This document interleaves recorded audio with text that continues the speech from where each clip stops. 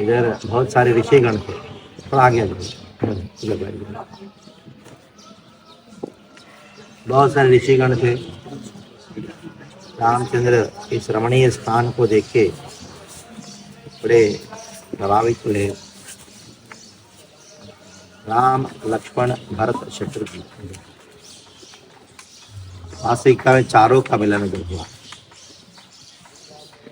पहले कल हमने चर्चा किया कि राम धर्म है, लक्ष्मण अर्थ है और भरत मोक्ष है, शत्रुघ्न काम।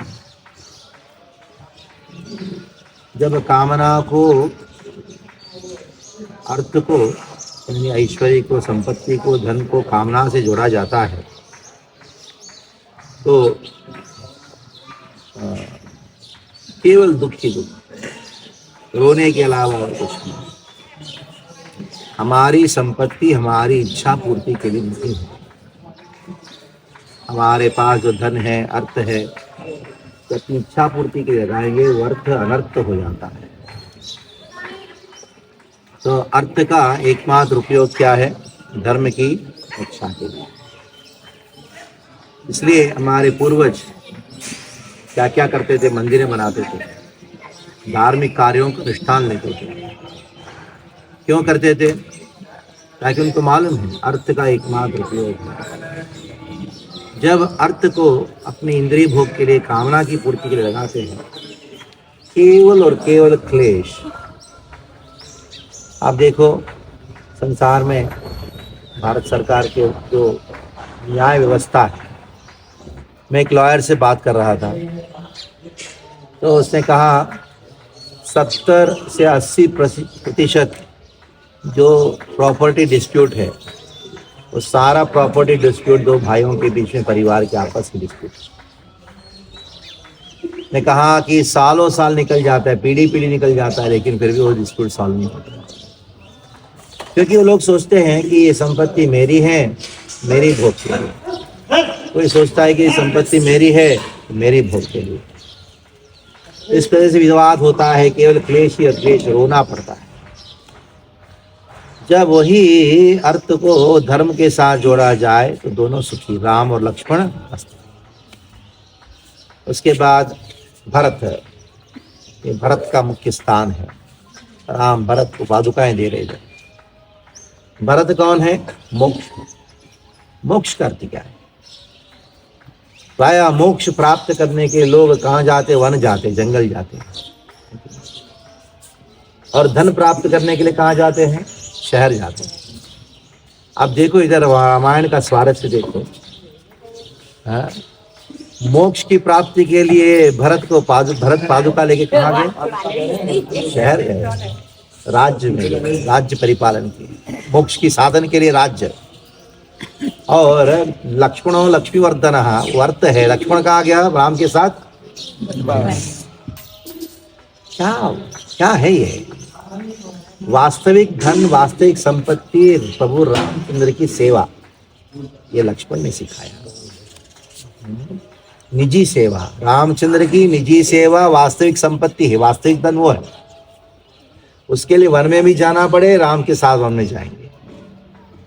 और दूसरी ओर मोक्ष, मोक्ष के लिए हमको शहर जाना पड़े, जैसे भरत। मोक्ष के लिए राज्य का परिपालन करना। कौन सा राज्य का परिपालन करना होगा? राम का राज्य को परिपालन करना। कैसे परिपालन करना होगा? राज्य मेरा नहीं है, राज्य का भार मेरा है। राज्य मेरा नहीं है, राज्य का भार मेरा है। इस धारणा से जब राज्य का परिपालन करता है, वो मोक्ष है। घर आपका घर नहीं है, लेकिन घर चलाने का भार मेरा है, क्योंकि ये घर किसका है? भगवान का। यही मोक्ष है। घर छोड़ के जाओगे तो मोक्ष मिलने वाला नहीं है। क्या छोड़ना है? हाँ, मेरे घर के प्रति आसक्ति जो नहीं, मेरा घर है, मेरा परिवार, मेरा संपत्ति है, मेरा पैसा है, ये मेरा करके करते करते दिमाग सड़ जाता है। जब ये सोचोगे मेरा घर मेरा नहीं है, किसका है? नहीं, घर चलाने का जवाबदारी भार। वैसे ही भगवान रामचंद्र का राज्य है। भरत के मन में था ये राम का राज्य है और मैं राम की ओर से, यानी राम की पादुका राम से अभिन्न है, राम की पादुका राम ही है, तो ये राम की पादुकाओं को सिंहासन में बैठा के लेकिन भार में उठाऊंगा। भरनाथ भरता, भार उठाया। मंदिर भगवान का है, मंदिर चलाने का भार। हाँ, ये यात्रा किसके लिए है? हाँ, भगवान की यात्रा है, लेकिन भार माता जी का ऐसा रामचंद्र भगवान की जय। तो छोड़ना है, किसको छोड़ना है? हम ममा इति अज्ञान। भरत वो भरनाथ भरता मोक्ष का प्रतीक है। से मोक्ष कहाँ प्राप्त होता है? भगवान श्री कृष्ण की, भगवान रामचंद्र की सेवा का भार को सर पे धारण करने से मोक्ष प्राप्त होती है। इस हमारे गुरु जी सोलने श्री गोपाल विश्वोत्साही महाराज प्राण त्याग करने तक वो संस्था का भार को सर पे धारण करके निकाल कर, नहीं सोचा अभी मैं वृद्ध हो चुका हूँ, मेरे से नहीं हो पाएगा, मैं त्याग कर दूंगा। हाँ, नहीं सोचा और ज़्यादा से ज़्यादा जिम्मेदारी लेते गए। जितना भगवान की सेवा का जिम्मेदारी अपने सर पे धारण करोगे उतना ये मोक्ष। तो काम ना करो किसका? मोक्ष का। हाँ, काम को जोड़ो मोक्ष से, अर्थ को जोड़ो धर्म से। जब अर्थ को कामना से जोड़ोगे तो रोते रहोगे। जैसे लक्ष्मण और शत्रुघ्न साथ जन्म लिए तो दोनों क्या कर रहे थे? चलिए, अभी हमने यही बात चर्चा की। बड़ा पवित्र स्थान है भरत मिलाप, चारों भाइयों का मिलन हुआ। जब भरत साथ में शत्रुघ्न को लेके आया, तीनों माताओं को लेके आया, सारी प्रजा को लेके आया था। कैसे लेके आया दिन के टाइम में कहीं प्रवचन में बताएंगे। लेकिन अभी ये चार भाइयों का भक्त परिचय देंगे।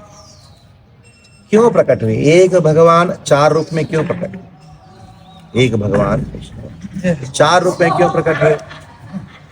राम, लक्ष्मण, भरत, शत्रुघ्न चार रूप में क्यों प्रकट हुए भाई? पहला, राम प्रकट हुए हम सबको शिक्षा देने के लिए। क्या शिक्षा देने के लिए?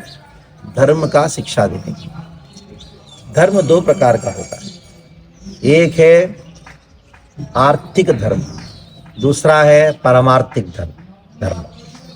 जैसे हमारा शरीर चल रहा है, मैं बोल पा रहा हूँ, क्यों बोल पा रहा हूँ? शरीर है और शरीर के अंदर क्या है? तो इसलिए दो प्रकार का धर्म होता है।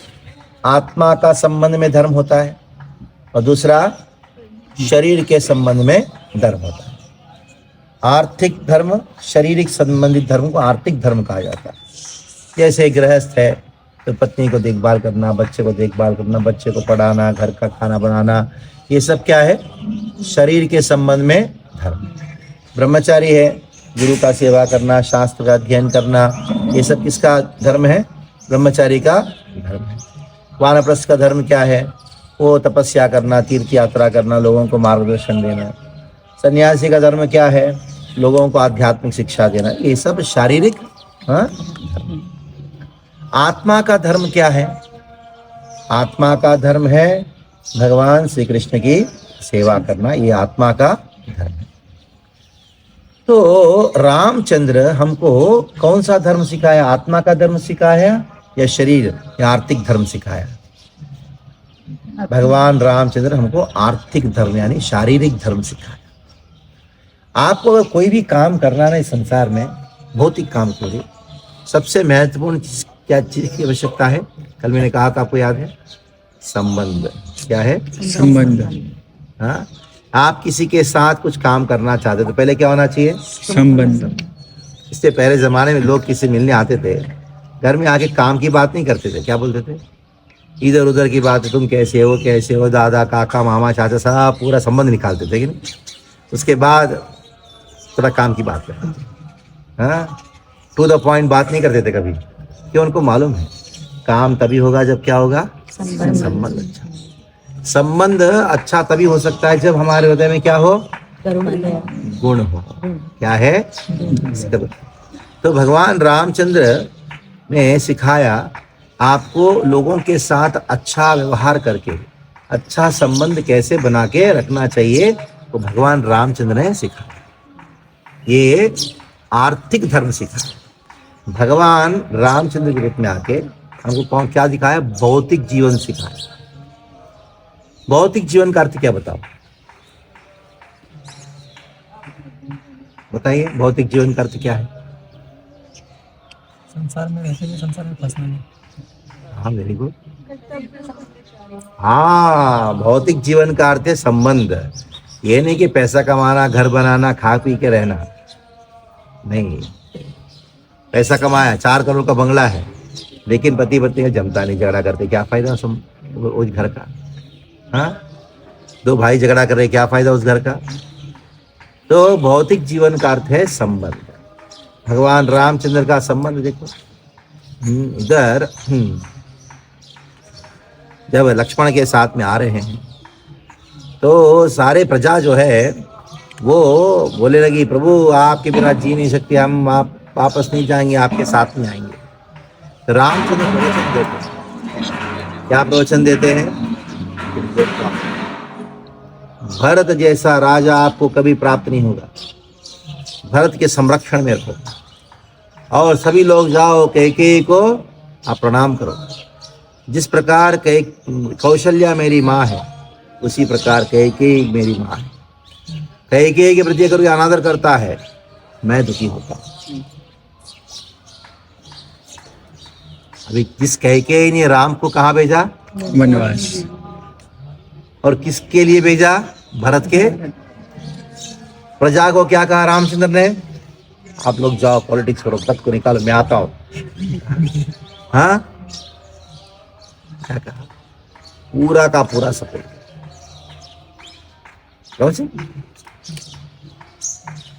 इसको कहते हैं भौतिक जीवन। जब आपके हृदय में किसी के प्रति द्वेष, राग, इस प्रकार का चीज उत्पन्न होती है, क्रोध उत्पन्न होती है, आप अपने हृदय में इस प्रकार की उद्वेगनाओं को कैसे संभालोगे, इसके ऊपर आधारित है आपका भौतिक जीवन। आध्यात्मिक जीवन तो बात तो छोड़ो, वो तो कृष्ण प्रेम है, राम के प्रति प्रेम है। आप दुनिया में कोने कोने में के जाइए, हर घर में जाइए, कहीं ना हर जगह क्लेश क्लेश क्लेश। क्यों? रामायण का अध्ययन नहीं हो रहा। जब पढ़ोगे कम से कम पता तो लगे रामचंद्र ने किस प्रकार का अपनी गुणवत्ता को प्रकाशित किया। हर घर में सब कुछ होते हुए भी नहीं, कुछ नहीं, शांति नहीं है। क्यों? रामायण नहीं है। प्रभु रामचंद्र के हृदय में ऐसे जो गुण हैं, वो गुण हमारे हृदय में, हमारे परिवार के लोगों के हृदय में वो विकास नहीं हुआ।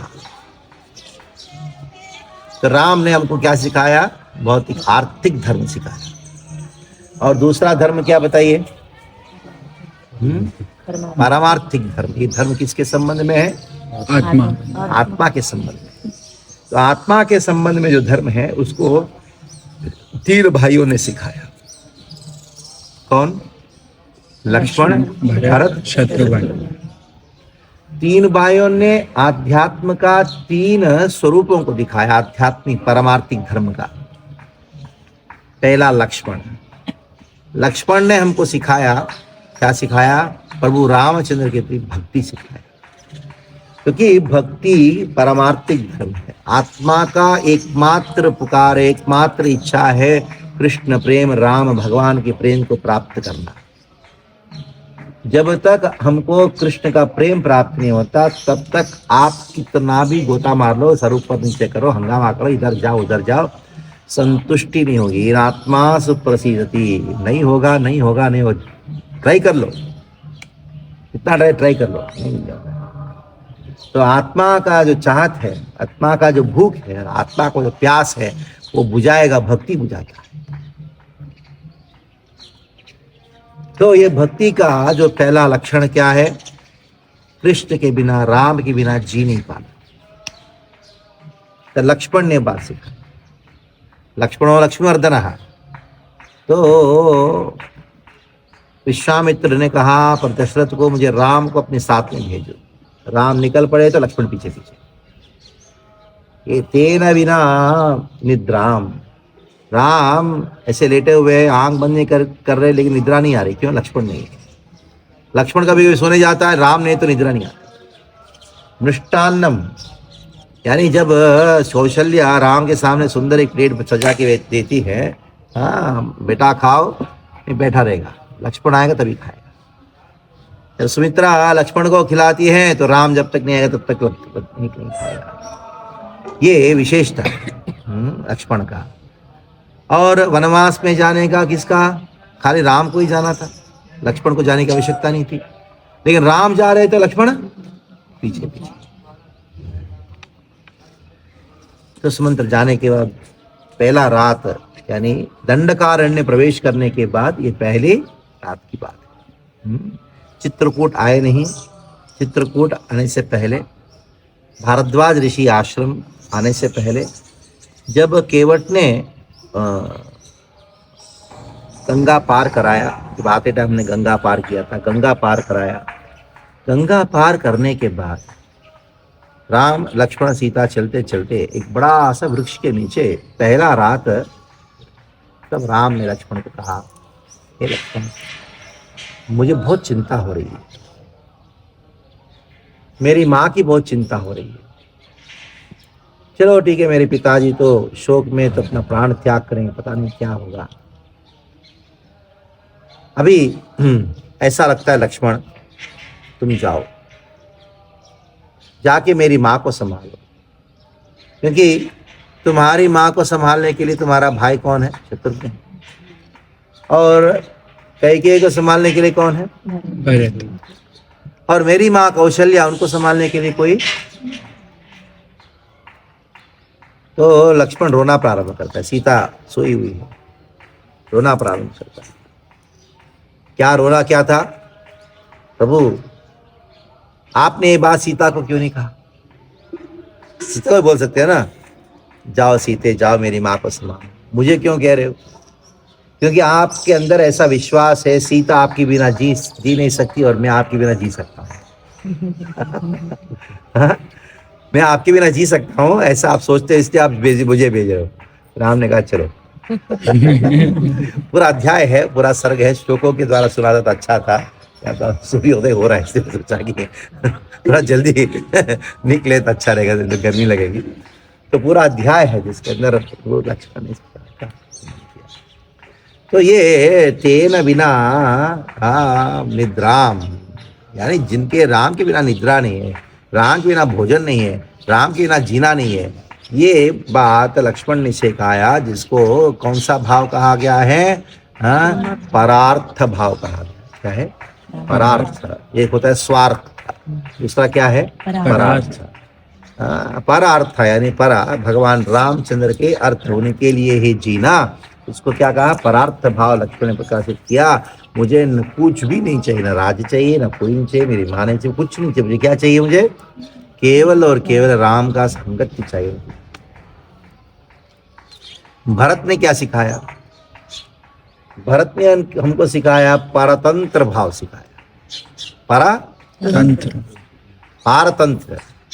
तो भरत के संबंध में जब भरत इधर आ रहा था तो उनके मन में ये था कि मैं किसी न किसी तरीके से मैं राम को मैं वापस लेके आऊँगा।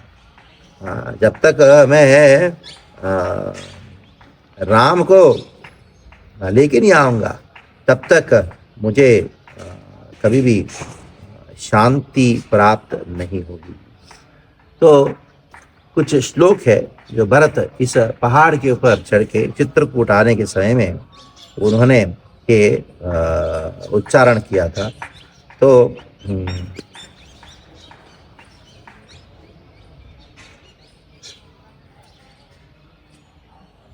किस प्रकार भरत इधर आके राम का शरण लिया, उस श्लोकों को हम थोड़ा सा चर्चा करेंगे। एक मिनट।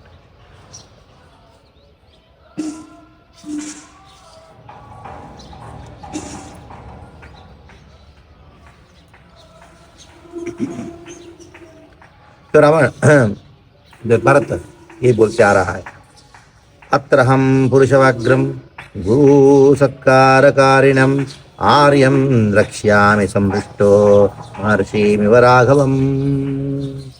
इस स्थान में आके भरत कहता है कि अत्र यानी स्थान में अहम पुरुषवाग्रम, पुरुषवाग्रम कौन है? राम को गुरु सत्कारकारिणम, गुरु सत्कारकारिणम यानी उनका सत्कार बड़े बड़े ऋषि गण करते हैं, उनको मैं इधर दर्शन करूंगा।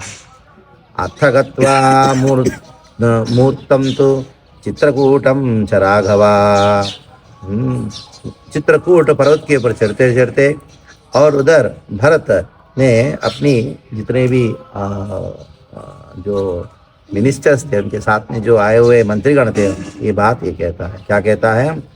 जगत्याम पुरुष व्याघ्रः आस्ते वीरासने रतः जन इंद्रो निर्जनम प्राप्य दीनम में जन्म सजीवितम। हाँ, हे जितने भी मंत्रीगण हैं सुनो, हाँ, मैं दर्शन करूंगा रामचंद्र का, जिन्होंने अपना वीर आसन में एक बैठे हुए हैं, ऐसे जो रामचंद्र का दर्शन करूंगा। मत्कृते व्यसनम प्राप्तो लोकनाथो महाजुति सर्वां कामां परित्यज्य वने वसति राघव। देखो राम इतने महान है, प्रभु रामचंद्र, उन्होंने मेरे लिए मुझे राज्य प्रदान करने के लिए वनवास का कष्ट को अपना रहे हैं, ऐसा राम का मैं दर्शन करना चाहता हूँ। इति लोक समाकृष्टः पादेष्वद्य प्रसादयन् रामस्य निपतिष्यामि सीताया पुनः पुनः। राम के पास जाऊंगा, उनके चरणों में गिर पड़ूंगा, लक्ष्मण के पास जाऊंगा, उनके चरणों में गिर पड़ूंगा और राम का कृपा को प्राप्त करूंगा। एवं विलंबन तस्मिन् वने दशरथात्मजा ददर्श महतीं पुण्यां परमशालां मनोरमं, पर्णशालां मनोरमं। दूर से भरत ने पर्णशाला को देखा, मनोरम बड़ा सुंदर पर्णशाला था। एवं स विलंबन तस्मिन् यानी ऐसा विलाप करते करते शालतालाश्वकर्णानां पर्णे बभूव आवरणम। ये शाला कैसी थी? पर्णशाला वृक्षों के द्वारा आवृत था और उधर दूर से उन्होंने देखा कि एक धनुष भी दिखाई पड़ रहा था। और प्राग उदय सर्वानां वेदीं विशालां दीप्त पावकां। भरत ने देखा दूर से एक यज्ञ कुंड था और उधर यज्ञ करके भस्म गरज उनको दिखाई पड़ा। निरीक्ष समूर्तम तो तदर्श भरतो गुरुम उत्त्यज्य रामम आसीनम जटामंडलधारिणम। तो भरत धीरे धीरे से आके दर्शन किया। किसका दर्शन किया? राम का दर्शन किया। राम जटाधारी है और उधर एक पर्णशाला कुटिया के सामने भगवान रामचंद्र बैठे। सतो कृष्णंजनीधरम चीरवल्कलवाससम। भरत किसका दर्शन कर रहा है? हमको राम को दर्शन कर रहा है। कैसे रामचंद्र? कृष्णंजनीधरम यानी जो हिरण का चमड़ी को धारण किए हुए हैं। चीरवल्कलवाससम यानी फटा हुआ जो कपड़ा है उसको धारण किए हैं। तदर्श राममासीनम अभितः पावकोपनम सिंहस्कंदम महाबाहुम पुंडरीकनिम्बीक्षणम पुंडरीकनिम्बीक्षणम भृत्या सगरन्त्याः भारतं धर्मचारिणम् उपविष्टं महाबाहुं ब्राह्मणम् इव शाश्वतं स्तंदिले दर्भ संस्तीरे सीताया लक्ष्मणेन सह। तो इसी स्थान में जब इन श्लोकों का उच्चारण करना जरूरी होता है। क्यों? भरत राम को किस प्रकार दर्शन किया? एक